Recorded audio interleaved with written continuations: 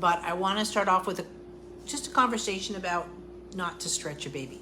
Actually, all of us, we shouldn't stretch. We're the only species in the world that somehow believes that stretching is a viable option for movement. So, first of all, what's the conversations of stretching? Stretching is a conversation where we feel that our muscles are tight or might get tight, and therefore the conversation that if we stretch, we have greater range and we actually stress that muscle, that the muscle will have some kind of memory or stay in the position. Now, what happens to something when you stretch it out? It snaps back, right? Stretching is not functional. The human body, for all new movements, goes off of functional movement. So what's a functional movement? So I talk about this a lot. I can stick my arm out all day long. I can't feed my face. I can't dress myself. It's something I'm capable of doing, but you know what I mean? Like a functional movement would include rotation. Rotation will get you anything from being fed to getting dressed, to coming up to sitting, right? To reaching, to turning a doorknob.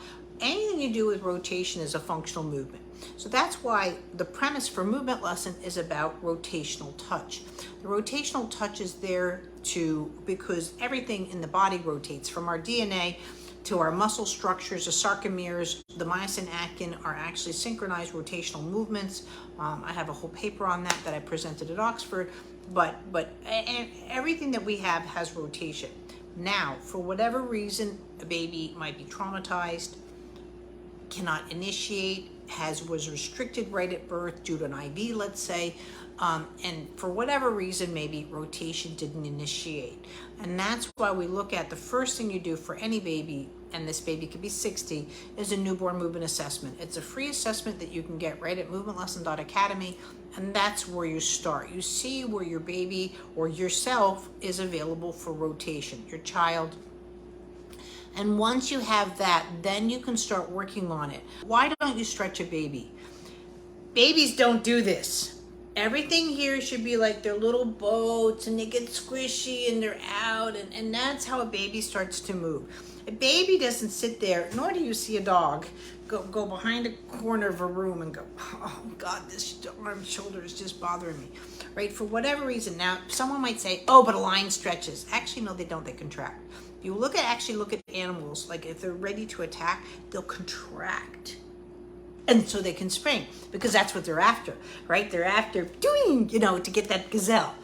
And that's what they're going, they contract. So actually, if you really want to feel better, just contract and feel that spring out. That will, quote, loosen an area. But what you're looking for when there's tightness, right, is where is the stress coming from. That's why I like to look at eye examinations and pelvis, because again, the baby, that's why they don't have purposeful vision in the beginning, because the pelvis and the eyes synchronize. When I do have a muscle contraction, and it is a problem, let's say the eye is coming in, right? Now all my counterbalance is off throughout my whole body. Every cell in my body is affected by that, quote, lazy eye, that it's, quote, typical in all babies. If that's the straw that breaks your camel's back, which means changes your baby's development, that's why we're here. So coming up is what I'm about to do, and the sign-ups there is I am doing infant development from birth to 1 year. You're gonna see, and I'm gonna have a webinar. I've got to set up the time for that, at least what you can see what the 1 month is doing, right? This whole thing that babies develop differently, 1/3 of babies are in special ed in the United States.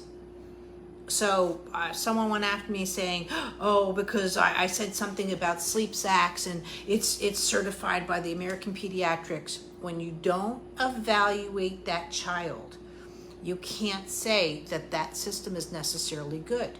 Right? The evaluation needs to be there, and it needs to be more standard. We don't evaluate babies for movement. We should have a height chart, a growth chart, and a movement chart. So that's going to happen before I leave this planet, and that's where I'm at, because it's just a shame that people.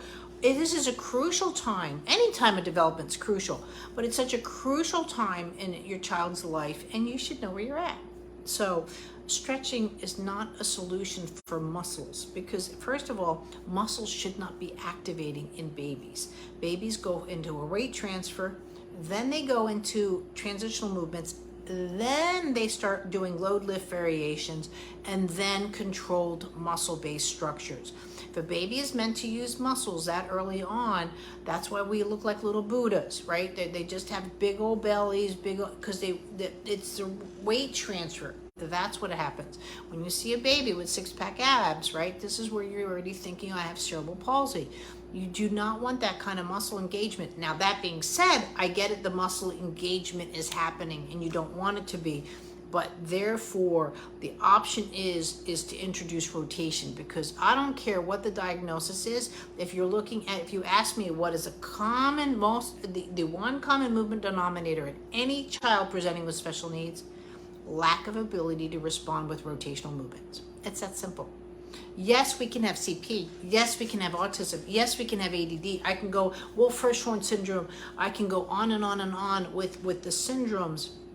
That's not the point. That syndrome, that diagnosis is there for you to talk medically to your provider. With CP, there's a higher risk of seizures, etc. That's what that's there for.